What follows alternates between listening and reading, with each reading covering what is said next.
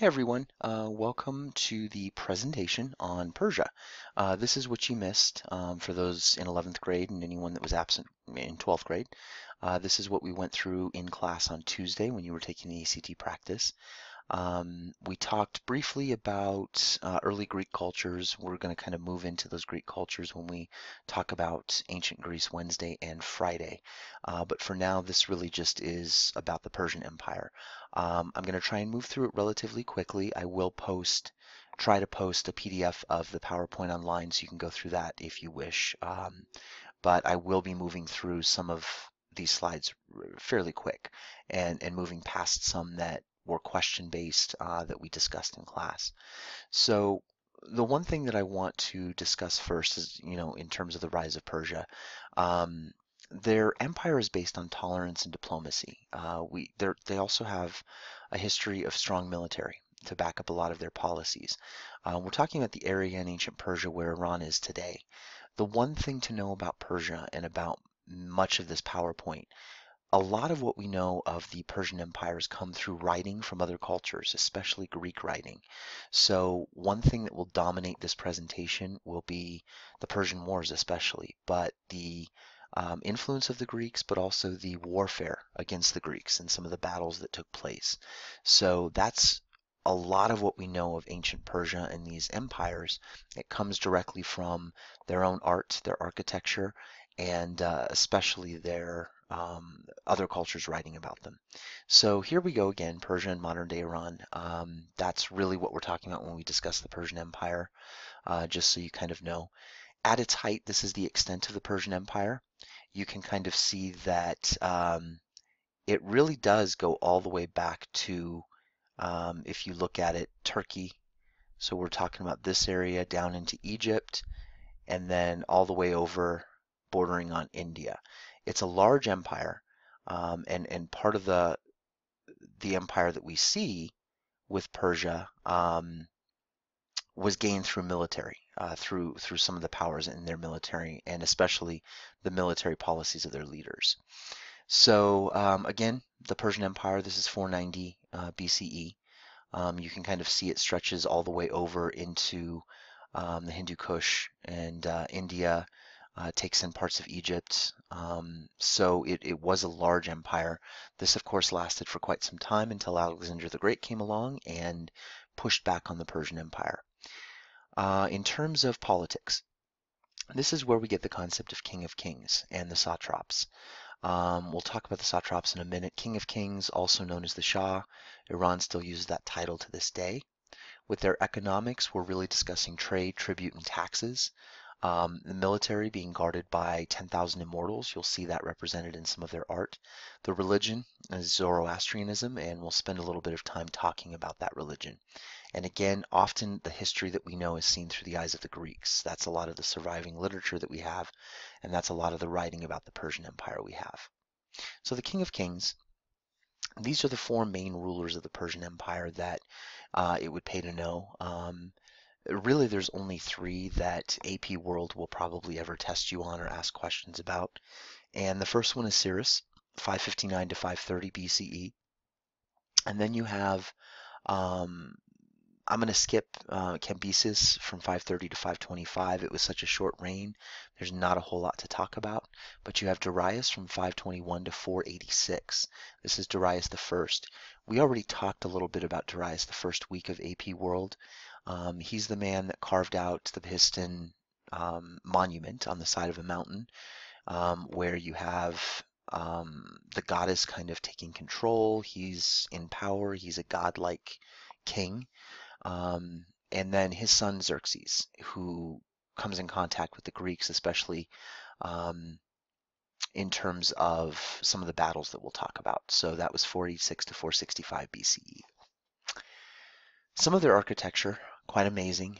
You'll see just kind of based on the architecture here, you could take a look at the wall right here. This is kind of what we're talking about. And if you'll notice the guards, these are the 10,000 immortals. And whenever you hear that in terms of protection for the king, we're really talking about in their architecture, what they would often do to represent being guarded in some way. Their architecture was monumental, but it also helped to protect the city. This is a painting of what that very same area that you just saw would have looked like, or what historians and archaeologists believe it would have looked like. It was burned and destroyed by Alexander the Great and some of the conquests that came along later. So nothing survives except the wall that you saw of the 10,000 Immortals. So let's start by talking about Cyrus the Great. A little bit about his empire. 550 BCE conquered several neighboring kingdoms. He was a military genius. He was able to really help the expansion of the Persian Empire. And at its height, it controlled an empire spanning 2,000 miles. There was a lot of tolerance in his rule. He had kindness toward the conquered people. It wasn't torture. It wasn't slavery. It wasn't prison. Um, it wasn't killing. He actually had kindness. Part of the attempt was to obtain these neighboring kingdoms and have the people on his side. So he did it more through diplomacy. He honored the local customs and religions. In 538 BC, he allowed the Jews to return to their homeland in Jerusalem. It's one example of kind of honoring those local customs and religions. And he's considered by the Jews to be one of God's anointed ones. That's where a lot of the tolerance comes from. So a few ideas. His idea of tolerance was to keep the peace and almost to become a liberator of people. He allowed them to keep their local customs. He showed kindness toward the conquered. This is an example of the primary source. This is the word of Cyrus, king of Persia. The Lord, God of heaven, has given me all the kingdoms of the earth, and he himself has charged me to build him a house at Jerusalem and Judah. To every man of his people now among you I say, God be with you, and let him go up to Jerusalem and Judah, and rebuild the house of Lord God of Israel, the God whose city is Jerusalem. So I think this shows the tolerance that he had, especially toward the Jewish people. Here's a painting of Persia and the city of Persepolis, and let's talk a little bit about Persepolis. In 518 BCE, King Darius, who was the king, came after the grandson of Cyrus. He utilized the influences, materials from all over his empire, and at that time the empire included places like Babylon, Egypt, Mesopotamia, and parts of Greece. And he began building Persepolis. At the height of the empire, it stretched from India to Africa. Again, Persepolis, which has since been destroyed, consists of several columns. This is good vocabulary to know in terms of some of the columns in architecture. This isn't an architecture class, but it's good to know some of these words. For example, the column that you see in a lot of art, not only from Greece, because you have diffusion in architecture into Persia as well, but even into Persia, you have the column being divided in three parts: the base, the shaft, and the capital. And the shaft is generally fluted, meaning that it has protruding corners, and it's going to be fluted with indentations. And you can kind of see that in the drawing here. So Darius was followed by his son Xerxes, who ruled from 45 to 465. And the audience hall of Persepolis has a huge, that low relief sculpture I already kind of showed you with the 10,000 immortals. And it's called the Appendana. And the audience hall is the only surviving feature of Persepolis. But Persepolis was really the gate to the city, the gate to the capital. It was there for protection. It was there for art. It was there to show the strength of the Persian Empire. Along with some of the Persian art, the Appendana was huge. It had 60 columns. It had several columns, 36 actually, and each were 60 to 65 feet tall. The reliefs on the walls symbolize the Persian guards. Again, the 10,000 immortals protected the city. I showed you the picture of the audience hall that survives with the 10,000 immortals. And you have large ramps that enable chariots to enter the hall. So this is where a lot of visitors would be greeted. This was the entrance to the capital of the Persian Empire, where the King of Kings or the Shah would rule. So let's talk a little bit about religion. Zoroastrianism was the faith of the Persian Empire. It's a surviving faith today. It was the first monotheistic religion in the world, and it dominates all the way back from 1000 BCE rather to about 1000 CE. There are still people that practice the faith of Zoroastrianism, but let's talk a little bit about what it is, what it means. The name is given based off the prophet, and the prophet's name was Zoroaster, also called Zarathustra, and it's the state religion of the Persian Empire. Cyrus the Great, who began to conquer lands, brought the religion with him and was able to convert. And because, if you'll remember, Cyrus was so tolerant, there was an element of conversion about the conquering that took place. He ruled justly. He created the first Bill of Human Rights. And then King Darius created the universal currency and coins known as the darics and the first postal system. And Zoroaster as a religion had a simple message, and his message was good thoughts, good words, and good deeds. Below is a painting, Raphael, 1509, the School of Athens, and in it, what critics have said about the painting itself is that Zoroaster and Ptolemy are having a discussion, and the prophet is holding a star-studded globe. So he was a very well-known prophet at the time, all around the area up into the Mediterranean, and of course this is seen especially during the Renaissance when you have this reemergence of Greek culture. Zoroastrianism becomes kind of an important piece to that idea of the Renaissance. Some of the tenets of Zoroastrianism. Again, if you remember good thoughts, good words, and good deeds, that would be a good thing to remember about the religion itself. It was one God, the Amisha Spenta, the one God Ahura Mazda. This is the one that you see represented on the Behistun scripture that Darius carved in the side of the mountain. It's Ahura Mazda. You have a couple ideas like Asha, which is righteousness. Vohumanu is the good mind. Spenta Armati is benevolence. You have Shastra Vaira is the power to do good. Horavatat is perfection, meaning God is perfect. And Aramatat is immortality, God being immortal. The important thing I think that would be great for you to get from this slide might be the role of the humans. Those that worships Zoroastrianism, what are they looking at? And their role that human beings are expected to develop these virtues. Learn what is righteous and choose the path of the right. Be benevolent, meaning be good to others, and trust that God has intended them to be good. Evil is within people like being selfish, so they almost believe in that concept of the inherent evil within. But if all humans to choose their power only to do good and fight evil, then reason will prevail over evil. They did believe in the concept of heaven and hell, and they believed in the idea that the good will go to heaven and be rewarded and the bad will go to hell. So again, it was founded in 1000 BCE. It started with being known as Mazdaism, since Ahura Mazda is the divine creator. It was the state religion of several different areas of the Persian Empire. And when they were conquered by Alexander the Great of Greece in 330 BCE, Alexander was influenced by the training of Cyrus the Great, and this book had a lot of information on Zoroastrianism. So this is again when you start to see that concept spread.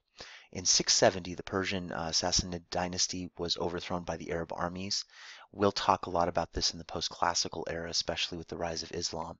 At this time, a lot of Persians were killed, many escaped and fled to India, and even today you see a large rise of Zoroastrianism in places in India, and a lot of it comes from this time period all the way back to 670, when you have many Persians fleeing, and they live the rest of their lives and carry on in India.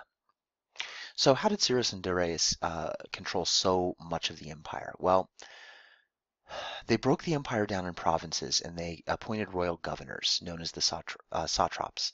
And they were loyal to the emperor. They did his bidding. But this is also what caused a lot of issue. Because you have this rich culture, it's culturally sophisticated, it's powerful.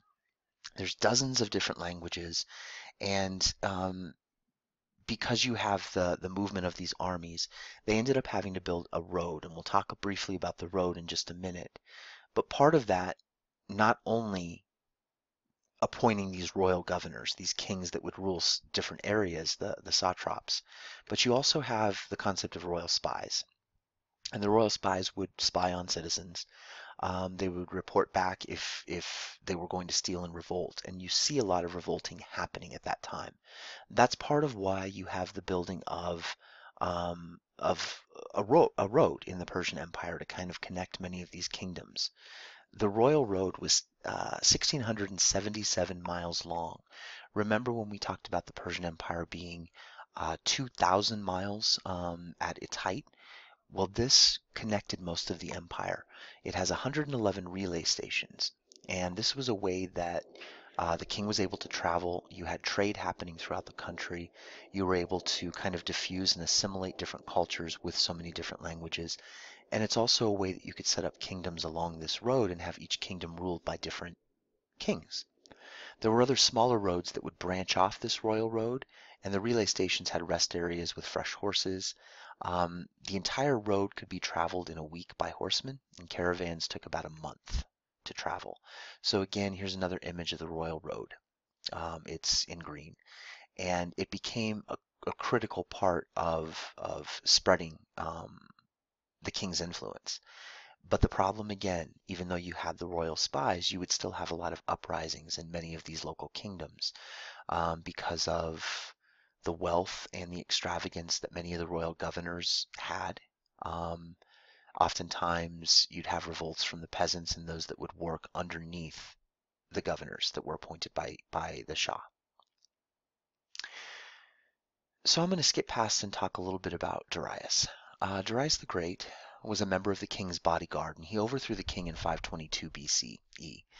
He took power, created a well-organized and efficient government, and begins to bring peace and stability.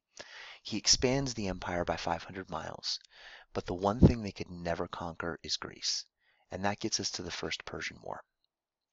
The First Persian War had one of the most famous battles in world history, one that several people know about. You all have heard the title. It's the Battle of Marathon. In this battle, the Athenians won at Marathon.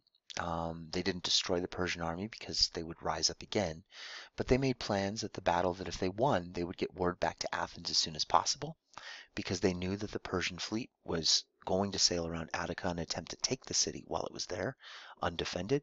The citizens were to man the walls and make it appear that Athens was strongly defended.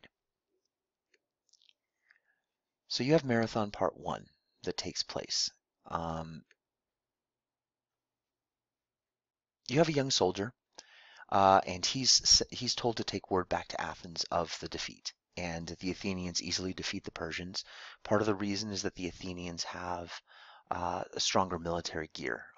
They're stationary in land, stronger military gear. You have the ships of the Persians not as strongly. They don't have weapons. They're not as strong in terms of weaponry, and that's part of why they fall so quickly. But the man, and it's hard to say historically who it might have been, but he ran the entire distance back to Athens, which was 42.192. In miles, that's 26.25, which is the standard marathon today. And he shouted the whole way, "We've won," and then he fell dead of exhaustion. And so in memory of this event and of his run back to Athens, the first marathon run was included in the Olympic Games. And since that first Olympic Games, we've had the marathon, and it's all based on the Battle of Marathon that takes place at this time. So in the result of the First Persian War, Darius lost. Persia continues to lose its power. This is a big blow, especially to Persian ego. And then when Darius dies, his son Xerxes takes over and does not rule at all like his father. He was not tolerant. He wanted to conquer Greece at all costs. He became a dictator, very cruel. He would torture prisoners when he conquered land. And this leads us to the Second Persian War.